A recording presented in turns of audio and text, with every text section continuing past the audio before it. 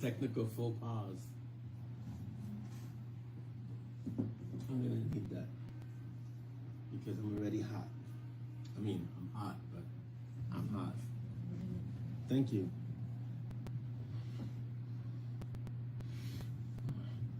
Okay. Hello, everyone. Wonderful. Now we're getting freezes. Fantastic. Good morning, Heather. Welcome. Mark, good morning and happy birthday. Craig, representing the villains. Hashtag. Good morning. Welcome. Give everyone a chance, those who are coming to get here. We're live on YouTube. Glitches everywhere. Hello, everyone on YouTube. We have 2 new people. Let's see who their names are. Hello, we have 2 new subscribers on YouTube. Dan Smith and Edith Simmons, or Simnins.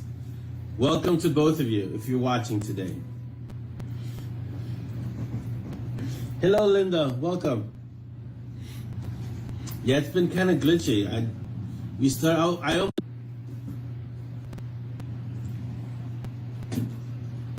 tried a live broadcast. It said the browser didn't accept the camera. I'm like, oh, you gotta be kidding me. Hello, Marianne. Welcome. Marianne's on YouTube watching us. I hope everyone's doing well. I don't know why it's acting kind of weird, but it is kind of cutting in and out, at least on Facebook. I don't know how it is on YouTube, Chris. How's the feed on YouTube? Welcome, Logan.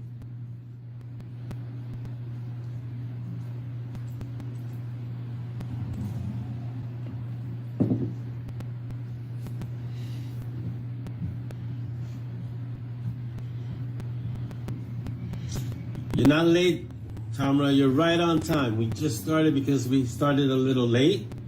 So I guess we'll have to run a little later, too. We were having some technical difficulties. Yeah, see, that's what happened to me. Started, and we're still getting kind of a little bit of an interrupted signal. But ready to start, and then they went, no, we're not going to do this today. It's like, oh, I had to restart everything. I had to restart the phone. So yes, good morning, Mary Beth. Welcome.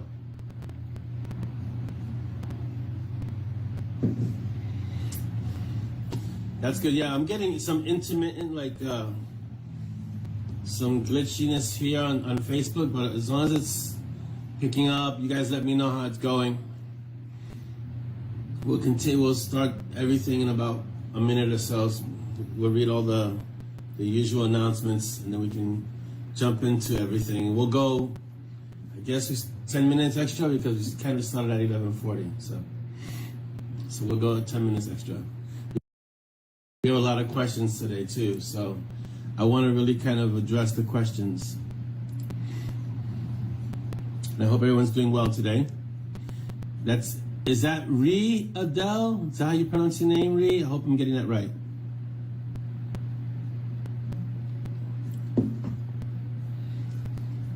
Looks like, to me, it looks like Ree. So.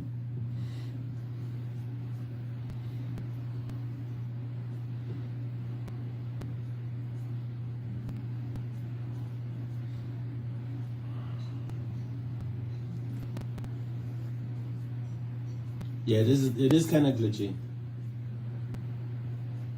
All right, let's begin. People are here. Let's start. So shout out to everyone on YouTube. Thank you for being with us today. Thank you for taking time out of your day to be here. Wherever you may be in the world. For some people it's morning, for some people it's afternoon, and for some people it's evening. So thank you for taking time out of your day to join us today at our Kaffeeklatsch. I always compare the Kaffeeklatsch to walking into my favorite coffee shop, cafe kind of hangout spot. I don't go to Starbucks anymore. I used to live at Starbucks, basically. So much so that would I come home smelling like Starbucks? I would come home smelling like Starbucks. If you see me looking off to the side, it's because I'm speaking to my wife, Dolly. Most of you know who she is, but there might be some new people. So my wife Dolly is just off screen, and she's the right hand that makes things happen. So I used to do a lot of my writing, all my writing at Starbucks, and I used to come home smelling like Starbucks. But the Kaffeeklatsch, this thing that we're doing here, for me, feels like us getting together, hanging out, having a conversation, talking. It's like our favorite coffee shop / cafe / lounge place to be, you know? Tamara says hello, Dolly. Hi, Tamara. Did you hear that? See, I'm such a good ventriloquist. Dolly's really not there. It's me throwing my voice to the side, sounding like her. Yes, Chris, exactly. Hello, Don. How are you? So for those of you that are on YouTube, right, and you guys see all this stuff, we have a resident technomancer. He doesn't like to be mentioned too much because he likes to be behind the scenes, like all really good technomancers. But Chris Mendoza is our resident technomancer who makes all the magic happen, connecting it to YouTube, doing the intro on YouTube, all that amazing stuff. So shout out to Chris Mendoza. So okay, so let's go. So hello to everyone on YouTube.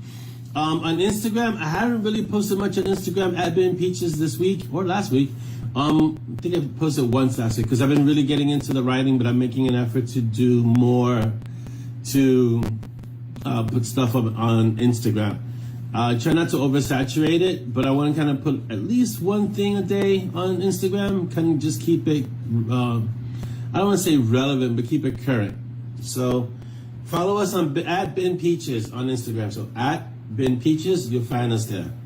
And you'll see us, this is just a bunch of excerpts from all the different stories with the quotes, some funny, some pictures of covers and characters, and it's a really fun page.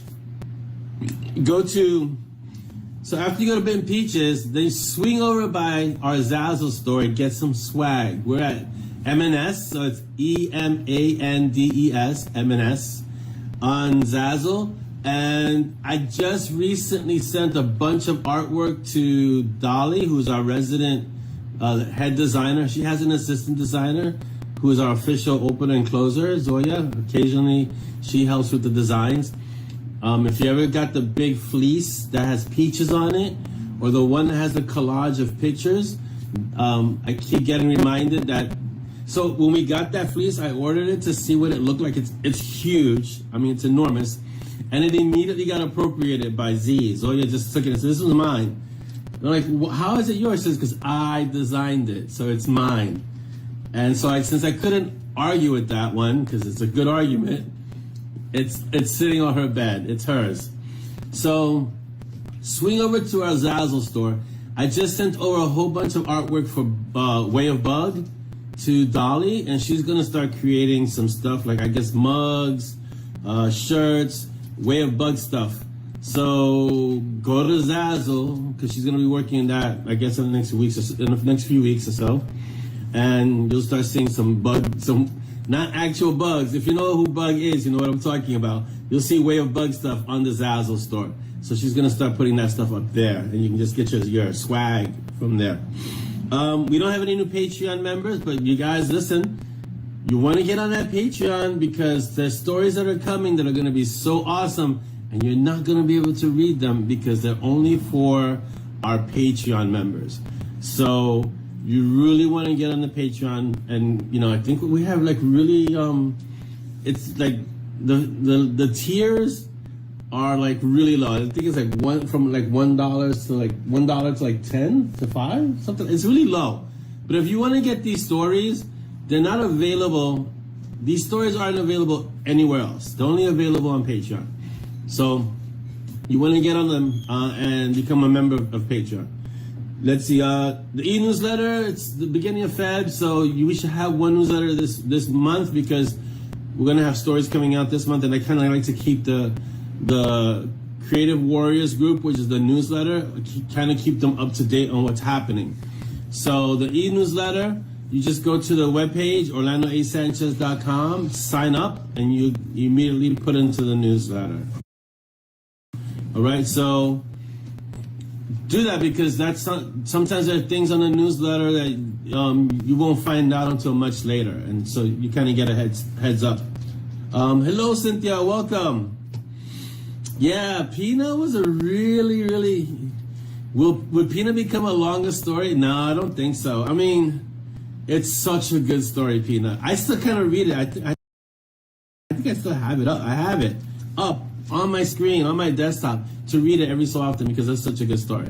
And Dolly also always tells me, you act like you don't know these stories. Like, you're talking about like if you haven't written them. Like, it was such a good story, Peanut. It's like amazing. So the next story, which is called A New Pup, it's about peaches. So if you want to read that story, you want to get on Patreon. I'm telling you, these stories aren't going to be available. They're not going to be available anywhere else. I'm not putting them anywhere else because it's exclusively for Patreon members. But you want to read it because I already wrote that one, and I wrote the story after that one, which is called, Rookies. Rookies is really good. Welcome, Davina. Good afternoon. Afternoon where you are. Good afternoon, Davina. Rookies is excellent, which is a story after A New Pup. Only on Patreon. What can I tell you? All right. So, I mean, it's only fair, right? Because the patrons should get something that's just for them because they're going almost above and beyond, I guess the way to say it, to support. So they should have something that's just for them, right? But A New Pup is the next story, which is coming out, March, right? Mm-hmm. It's coming out March. So you got time. And if you join, I think you get all the stories, right? You get everything. So go for it. So that's the Patreon commercial. Our newsletter, again, go to www.orlandoasanchez.com. Join up to the newsletter. You submit your email, and then you get access to the newsletter. The newsletter, like Chris was saying, you kind of get the behind-the-scenes stuff of the mob, things that happen in the stories that are coming up that most won't know until much later on. So you got to get an advanced, screening kind of things. Sometimes I'll put a chapter up, sometimes not. So you should join the newsletter, and then you get more information as to what's happening in the world of Mountain Strong and other stories. Don't forget to follow us on BookBub. So go to BookBub and follow us. We have a lot of members from the mob on BookBub, but we should have more members. So we have a lot of members, and we should have many more. And Binge Books, what Dolly and I like to call Bebo. So go to Binge Books, join, and add your reviews. So there you go. So first thing, before we get into the other news, I wanted to let you know right up front that Sepia has been delayed because I'm focusing on Stormblood. So Stormblood and Way of Bug is going to come out first, and then I'm going to really focus on Sepia because I want to take my time with Sepia. And what was happening was that I was since I was hitting word quotas every day, I was kind of rushing Sepia. Not so much that the story was suffering, but I didn't want the story to suffer because it's the last of the pentology. And so I said, you know what, I'm going to wait. I'm going to put Sepia to the side for a little bit and focus on Mountain Strong and Way of Bug. Get those two done. Hello, Tanya. Welcome. And then I'm going to focus on finishing Sepia the right way. So, Bug is just a lot of fun to write. You guys saw the snippet that I left yesterday that I put up in the mob. Bug is a lot of fun to write, and I don't know what it is about her story that it gets written without much effort. Probably because it's not the last story, it's not the finishing story. And Monty and Strong they're always easy to write. I think in Monty and Strong I have to be careful not to overwrite, just because I'm having so much fun. It's almost like, if you're a musician, it's almost like riffing, where you just keep going, you know? So I kind of have to rein in Monty and Strong a bit, because I could just keep going off on tangents and then inserting the tangents into the story and things like that. So let me see who's here. Welcome Robert, welcome Melody. Who else is here that I might have missed? Let me check. Nope, that's not how I want to check. Okay. Everybody, I just gotta watch the feed because it goes so fast. Bug doesn't always get the priority. Monty and Strong gets the priority.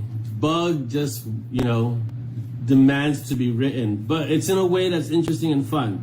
So, Chris, Dolly answered your reply. And hello, Aaron, how are you? Yes, do the work. Listening and work. That's always good. So Sepia, I didn't want to, I felt like the story was getting a little rushed.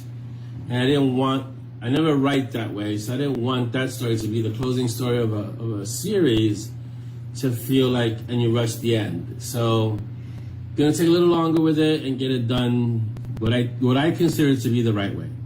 Plus the way that everyone who are diehard Sepia fans have been waiting. So we're gonna end that series the right way. So, welcome Janine. Yes, you're listening while you're working. Awesome. So, I'm going to, the feed was like down here. Okay. So, focusing on Stormblood, which is, I thought it was going to be a 50K. It might be a little bit more than 50K. And Bug is supposed to be 30K. And I'm going to say it's 30K for now. But there's a chance it might be longer than 30K. I'm just going to put that out there because the way the story is going, I'm having a lot of fun with Bug. So, yeah, Craig, I definitely don't want to pull a butcher. Even though his last stories I don't think they were rushed. Did you feel like the last books were rushed? He waited, he had a nice 5-year gap. Life happened. I think he got divorced and he moved, and there was a lot of stuff that happened with them. But then he released the last 2 books a few months apart. He wrote both of them, and then the publishing house separated the release dates. So I don't know what the reference is, Craig, in terms of pulling a butcher, because I know he waited 5 years. It was a while. But when he released it, don't butcher it. That's good. Dolly says don't butcher it. I'll try not to. When he released the last 2 books, he released them fairly quickly. So what's the reference that you're saying, Craig? I'm a little confused. So, who was saying 40 for Bug and 70 for M&S? We'll see. I could see 70 for M&S if I make sure that they don't go too off the rails. The potential is there for them to go off the rails. Which is the new series? I'm talking about Dresden, Craig. Which one are you referring to? Because he does have a few series. Yeah. So I don't know which one you're referring to. It could be, are you talking about is it the Sin Spires or Codex Alera? I think those are the other two that he's written. I'm not entirely familiar because I've only read Dresden. I tried reading Codex Alera, but you meant the new series entries. I don't know if they were rushed. It was my opinion. I mean, I read them really fast, but I think what it was that he was trying to cover a lot of ground in a short space. So it wasn't so much that it was rushed, but I think they were overly busy compared to the previous books. You know, in the other books, you didn't have that many sub-stories. It was just like that main thread and maybe one or two sub-stories. In the last few books, it was like the main thread and like 3, 4, sometimes 5 sub-stories. So it felt like there was just too much going on. Granted, this is coming from someone who, when I write Mountain Strong, it's like this latest story. Hey, Cindy, you made it. Welcome. This latest story has a lot of stuff happening. I've got Simon. He has a successor. Monty's getting chased. Then they got to find one person who's going to lead them to another person. They're going to have to evade another person. So, but the thing about that is that all those threads are connected. They're not sub-stories per se. It's all the main character, you know? So what Butcher was doing is that he had Harry's story and then he had a whole bunch of stories that were kind of related to him, but it was, they were all tangents. So it does come across as a little bit jarring because you're pulled away from the main story. And so I think that was what a lot of readers were saying about the last 2 books, is that that main thread was getting pulled away by all the sub-threads within the story. Right, yeah, I agree, Craig, that the flow and pace was a little bit jarring. Yeah.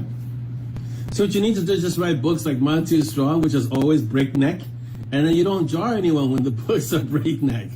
So, Cindy, I hope everything went well with your knee and that you're recovering well. So don't go doing any running, no 10Ks, no marathons anytime soon. All right, take it easy, okay? All right, let's get into some of the things that are coming up.